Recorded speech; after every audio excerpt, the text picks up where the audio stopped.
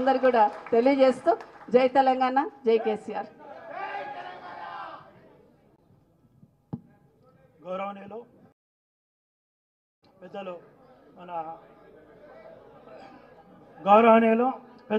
మన పార్టీ వర్గ కేటీ రామారావు గారిని మాట్లాడవలసింది. జై తెలంగాణ. అన్ని పిడికిలు లేవాల. జై తెలంగాణ,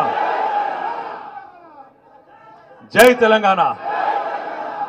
గౌరవనీయులు పెద్దలు మాజీ మంత్రివర్యులు, నీకు దండం పెడుతుంది జరా. ఆయన గొంతు నా మైక్ కంటే గట్టి, అరే ఆగురు పోయి గొంతు మైక్ కంటే గట్టిగుంది, జర లొల్లి పెట్టకు. మాజీ మంత్రివర్యులు మహేశ్వరం శాసనసభ్యురాలు, ఇప్పటిదాకా మీ అందరికీ భరోసానిస్తూ బలాన్ని ఇస్తూ నేనున్నా మీకోసం.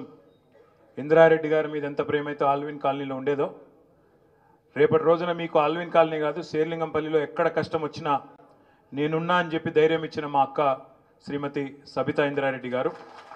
గౌరవనీయులు మరొక మాజీ మంత్రివర్యులు పెద్దలు, మీ నియోజకవర్గంలోనే నివాసం ఉండే అన్న, మీకు సుపరిచితుడు అన్న శ్రీనివాస్ గౌడ్ గారు.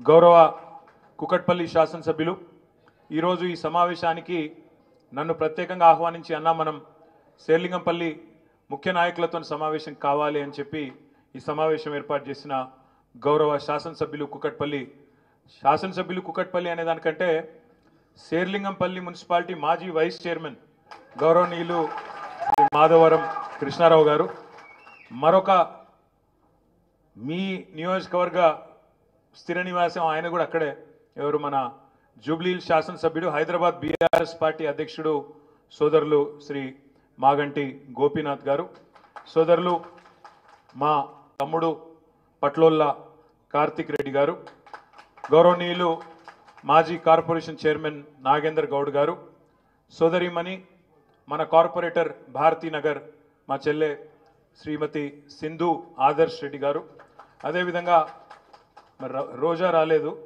కానీ బట్ వివేకానంద నగర్ కార్పొరేటర్ గారు మరి శ్రీమతి రోజా గారు, అదేవిధంగా రంగారావు గారు, అదేవిధంగా గచ్చిబౌలి మాజీ కార్పొరేటర్ గారు సోదరులు కొమిరిశెట్టి సాయిబాబా గారు, గౌరవనీయులు కుకట్పల్లి కార్పొరేటర్ గారు జూపల్లి సత్యనారాయణరావు గారు, అన్నగారు తెలంగాణ ఉద్యమం నుంచి శేర్లింగంపల్లిలో ప్రతి కార్యక్రమంలో చురుగ్గా పాల్గొన్న అన్న పురుషోత్తం యాదవ్ గారు, అదేవిధంగా తమ్ముడు రవి గారు, అదేవిధంగా రావు మీరు నా చెవులలో పెట్టుకు రావు, తర్వాత తమ్ముడు రవి యాదవ్ గారు, వాళ్ళ హరీష్ గారు, కిరణ్ యాదవ్ గారు, ఇంకా చాలామంది జమీర్ గారు, అదేవిధంగా ఇంకా చాలామంది పేరు పేరున ఈ కార్యక్రమంలో పాల్పంచుకుంటున్న ఆడబిడ్డలకు, అన్నదమ్ములకు, పేరు పేరున అందరికీ, పాత్రికేయ మిత్రులకు అందరికీ కూడా హృదయపూర్వకంగా నమస్కారాలు. పాతకాలంలో ఒక సామెత ఉండేది, చెరువు నిండితే కప్పలన్నీ వస్తాయని. కానీ మరి పలు మన ప్రతిపక్షంలో ఉన్నాం, అధికారంలో లేము.